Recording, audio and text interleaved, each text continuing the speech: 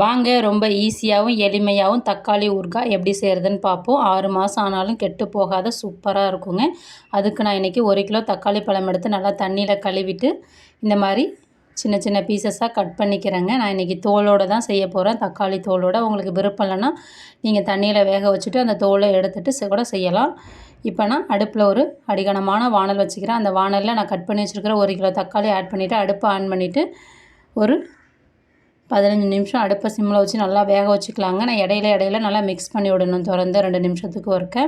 இப்போ ஒரு 15 நிமிஷம் ஆகிடுச்சி. தக்காளி நல்லா நைஸாக மாவு மாதிரி வெந்துருச்சுங்க. இந்த ஸ்டேஜ் வந்த பிறகு நான் ஒரு பெரிய லெமன் சைஸ் புளி எடுத்து 1 கப் அளவுக்கு வருங்க. அந்த புளி தண்ணியை ஆட் பண்ணியிருக்கேங்க. பேஸ்ட்டாக ஆட் பண்ணிவிட்டு இந்த புளியில் இருக்கிற தண்ணி ட்ரை ஆகுற வரையும் திரும்பவும் மூடி போட்டுட்டு அதை வேக வச்சுக்கலாங்க. அதுக்குள்ளே ஊறுகாவுக்கு ஒரு பொடி ஒன்று வறுத்து அரைக்கணும். அந்த பொடியை வறுத்து அரைச்சிக்கலாங்க. அடுப்பு ஆன் பண்ணிவிட்டு ஒரு வானலில் 1 டீஸ்பூன் வெந்தயம், 1 டீஸ்பூன் கடுகு ஆட் பண்ணி நல்லா பொன்னிறமாக வர வரையும் வறுத்துட்டு அதை ஒரு பிளேட்டுக்கு கொட்டி ஆற விட்டுக்குங்க.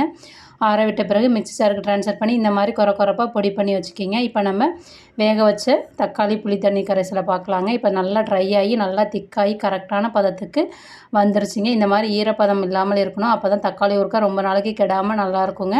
இப்போ நம்ம தக்காளி ஊறுகாவை தாளிச்சிடலாம். அடுப்பு ஆன் பண்ணிவிட்டு வானல் வச்சுக்கிட்டு 1/4 கப் அளவுக்கு நல்லெண்ணெய் ஆட் பண்ணிக்கிங்க.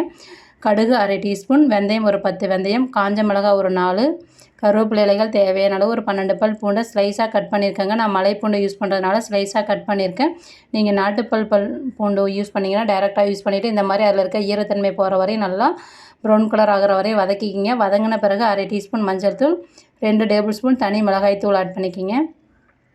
நான் இப்போ அடுப்பை ஆஃப் பண்ணிட்டு தான் மஞ்சள் தூள் மிளகாய் தூள்லாம் ஆட் பண்ணியிருக்கேங்க. இப்போ நம்ம வெந்தயம் கடுகு பொடிச்சு வச்சுருக்கிற பொடியவும் ஆட் பண்ணிவிட்டு நல்லா 2 நிமிஷம் அதே ஹீட்டில் நல்லா மிக்ஸ் பண்ணிக்கிங்க. மிக்ஸ் பண்ண பிறகு அடுப்பை ஆன் பண்ணிவிட்டு இப்போ நம்ம வேக வச்சுருக்க தக்காளி புளிக்கரைசலை ஆட் பண்ணிக்கலாங்க. ஆட் பண்ணிவிட்டு ஒரு 5 நிமிஷம் நல்லா மிக்ஸ் பண்ணி அந்த எண்ணெய் கூட சேர்ந்து நல்லா எண்ணெய் பிரிஞ்சு வரணுங்க. சட்டியில் ஒட்டாத பதத்துக்கு வரணும். அந்த அளவுக்கு நீங்கள் குக் பண்ண பிறகு அடுப்பை ஆஃப் பண்ணிட்டீங்கன்னா உங்களுக்கு சூப்பரான சுவையான தக்காளி ஊறுகாய் ரெடி ஆகிடுங்க. இட்லி, தோசை, சாதம், சப்பாத்தி எல்லாத்துக்குமே சூப்பராக இருக்குங்க. சுவைக்கிறப்போ உப்பு ஆட் பண்ணிக்கிங்க. ஆட் பண்ணிவிட்டு இப்போ பாருங்கள் சட்டியில் ஒட்டாத எவ்வளோ அழகாக திரண்டு வருது பார்த்தீங்களா. இந்த ஸ்டேஜ் வந்து கரெக்டான பக்குவமாக இருக்குன்னு அர்த்தங்க. இப்போ மேலே கொஞ்சம் நல்லெண்ணெய் ஆட் பண்ணிக்கிங்க.